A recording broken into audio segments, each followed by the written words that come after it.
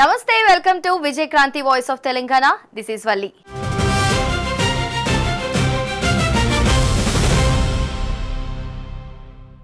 ఈ రోజు విజయ్ క్రాంతి పత్రికలో వచ్చిన ప్రధాన అంశాలు ఒకసారి చూద్దాం.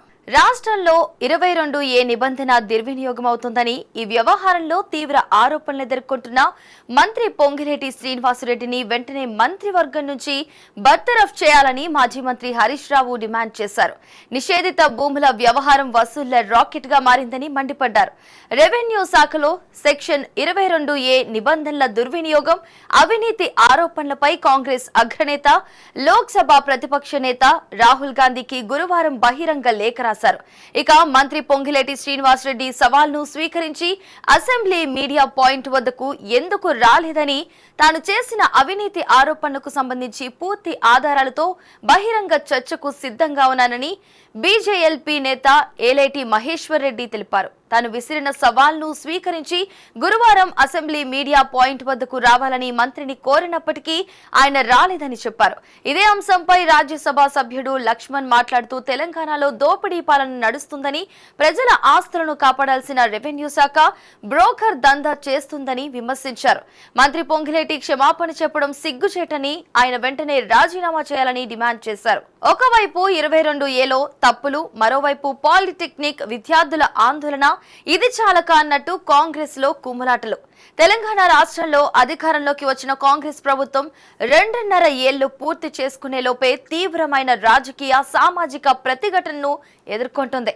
ప్రతిపక్షాలైన బీఆర్ఎస్, బీజేపీల నుంచి వస్తున్న వ్యూహాత్మక దాడులు, క్షేత్ర స్థాయిలో ప్రజల్లో కనిపిస్తున్న అసంతృప్తి ఈ సంక్షోభానికి ప్రధాన కారణాలుగా మారుతున్నాయి. నా బిడ్డ వ్యాఖ్యలకు నాకు షోకాజా, నాకిచ్చిన నోటీసులను ఉపసంహరించుకోవాలి. మంత్రి కొండా సురేఖ. తెలంగాణ పీసీసీ క్రమశిక్షణ సంఘం తనకిచ్చిన షోకాజ్ నోటీసును ఉపసంహరించుకోవాలని రాష్ట్ర మంత్రి కొండా సురేఖ కోరారు. తన కుమార్తె చేసిన వ్యాఖ్యలు ఆమె వ్యక్తిగతమని, వాటితో తనకు ఏమాత్రం సంబంధం లేదంటూ టీపీసీసీ క్రమశిక్షణ కమిటీ చైర్మన్ మల్లు రవికి మంత్రి సురేఖ గురువారం వివరణతో కూడిన లేఖ రాశారు. తన కుమార్తె చేసిన వ్యాఖ్యలకు తనను బాధ్యురాలిగా చేయడం సహజ న్యాయస్ఫూర్తికి విరుద్ధమని వివరించారు. ఏడాదిలోగా 1 కోటి మంది భారతీయ యువతకు ఏఐలో శిక్షణ ఇవ్వాలని కేంద్ర, రాష్ట్ర పాలకులు లక్ష్యంగా పెట్టుకున్నారు. అయితే హెల్త్ కేర్ రంగంలో వారికి ఎటువంటి ఉద్యోగాల కోసం శిక్షణ ఇస్తారనేది ఇక్కడ అతిపెద్ద ప్రశ్న. ఏఐ ఆధారిత ఆరోగ్య వ్యవస్థకు అవసరమైన మానవ వనరులను తెలంగాణ రాష్ట్రం రాజధానిలోనే కాకుండా జిల్లాల్లోని కళాశాలల ద్వారా కూడా తయారు చేస్తుంది. కానీ ఆ యువతకు అవసరమైన సరైన ఉద్యోగాన్ని మాత్రం రాష్ట్రం ఇంకా నిర్మించలేదని entrepreneur, investor doctor M Vaman Rao అన్నారు. 100 కోట్ల అవినీతి సామ్రాజ్యం. ఇబ్రహీంపట్నం డీఈఓ శ్రీనివాసరెడ్డికి ఆదాయానికి మించి ఆస్తులు. ఆయన నివాసం, కార్యాలయంతో పాటు 5 ప్రాంతాల్లో సోదాలు. భూమి, ఓపెన్ ఫ్లాట్లు, భవనాలు, ఇంట్లో కిలో బంగారం, విలువైన వస్తువులు అధికారులు స్వాధీనం చేసుకున్నారు. వాటి విలువ ప్రభుత్వ లెక్కల ప్రకారం 6.87 కోట్లుగా ఉండగా బహిరంగ మార్కెట్లో 100 కోట్లకు పైగానే ఉంటుందని ఏసీబీ డీఎస్పీ ఆనంద్ వెల్లడించారు. 22A పై ప్రత్యేక దృష్టి. కాల్ సెంటర్ ఫిర్యాదులపై తక్షణ స్పందన, పరిష్కారం వరకు పర్యవేక్షణ. ప్రజలు ఆఫీసుల చుట్టూ తిరగొద్దు. అధికారులకు మంత్రి పొంగిలేటి ఆదేశం. ప్రతిపక్షంగా బీఆర్ఎస్ ఫెయిల్. హరీష్ రావు మాటలు హంతకుడే సంతాపం తెలిపినట్టున్నాయని విమర్శ. తెలంగాణ పౌర సరఫరాల శాఖ ప్రతిష్టాత్మకంగా చేపట్టిన మిషన్ 100 డేస్ లో భాగంగా చేపట్టిన కార్యక్రమం 50 రోజులు పూర్తి చేసుకుంది. రాబోయే ఖరీఫ్ 2026 సీజన్ కంటే ముందే పెండింగ్ లో ఉన్న సీఎంఆర్ తరలింపు, గోదాముల ఖాళీ చేయడం, నిధుల సమీకరణలో ఈ శాఖ కీలక విజయాలు సాధించింది. సివిల్ సప్లై శాఖ చేపట్టిన కఠిన నిర్ణయాలతో వేలం వేసిన ధాన్యానికి సంబంధించి ఇప్పటి వరకు 1000 కోట్ల రూపాయలు వసూలు చేశారు. కేసీఆర్ మళ్లీ సీఎం కావాలని పాదయాత్ర. వాంకిడి నుంచి ఎర్రవల్లి వరకు 300 కిలోమీటర్లు, 11 రోజుల కాలినడకన అభిమానులు ఇద్దరిని ఆప్యాయంగా పలకరించిన బీఆర్ఎస్ అధినేత కేసీఆర్. విద్యారంగాన్ని భ్రష్టు పట్టించారు. 12,000 కోట్ల ఫీజు బకాయిలు చెల్లించకుండా విద్యార్థుల జీవితాలతో చెలగాటం. కాంగ్రెస్ సర్కారులో అన్ని రంగాలు నిర్వీర్యం. బ్రిటిషర్లు స్థాపించిన కాంగ్రెస్ కు వందే మాత్రం పట్ల గౌరవం లేదు అని బీజేపీ రాష్ట్ర అధ్యక్షుడు రామచంద్రరావు మండిపడ్డారు. కరీంనగర్ లో ఫీజుల బకాయి, బీజేపీ లడాయి, విద్యార్థుల భారీ ర్యాలీలో పాల్గొని ఈ వ్యాఖ్యలు చేశారు. కళ్యాణ లక్ష్మి, షాదీ ముబారక్ పథకాల చట్టబద్ధతపై దాఖలైన పిటిషన్పై తెలంగాణ హైకోర్టులో విచారణ జరిగింది.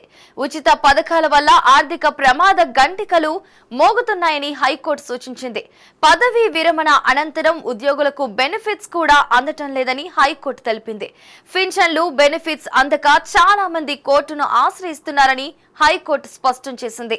సిద్దిపేట జిల్లా దుబ్బాక మండలం అప్పన్నపల్లి గ్రామ శివారు వద్ద వేగం అదుపు తప్పి కారు బావిలో పడింది. దాంతో ఒకే కుటుంబానికి చెందిన 4 అక్కడికక్కడే మృతి చెందారు.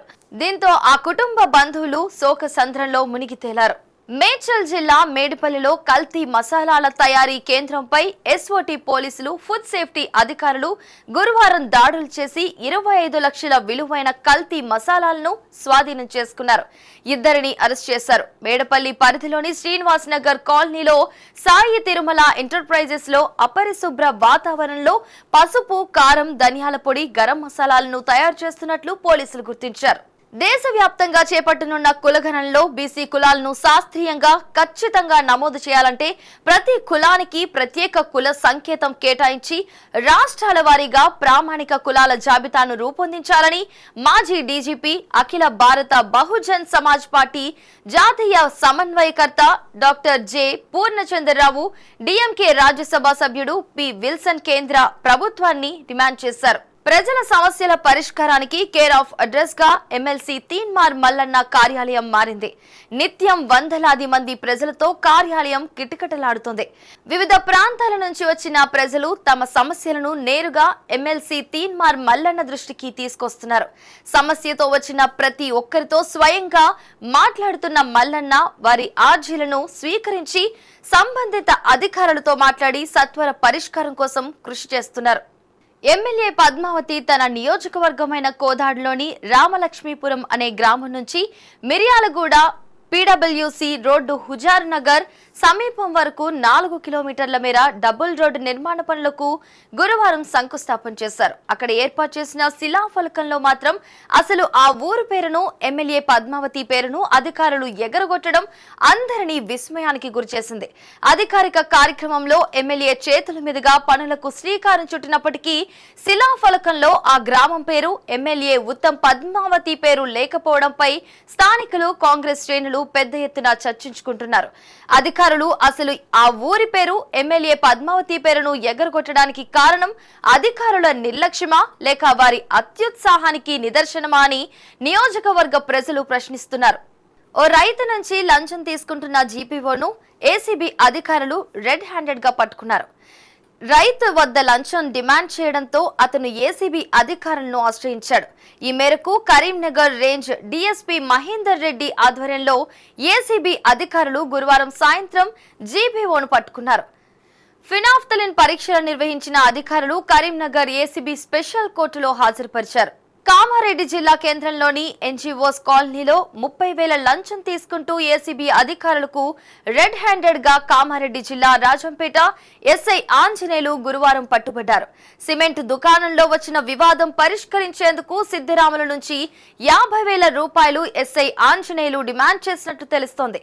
ముందుగా సిద్దిరాముల నుంచి 10,000 తీసుకున్న ఎస్ఐ ఆంజనేయులు గురువారం మధ్యాహ్నం కామారెడ్డి ఎన్జీఓస్ కాలనీలోని ఎస్ఐ నివాసంలో మరో 30,000 తీసుకుంటుండగా రెడ్ హ్యాండెడ్ గా పట్టుకున్న ఏసీబీ అధికారులు.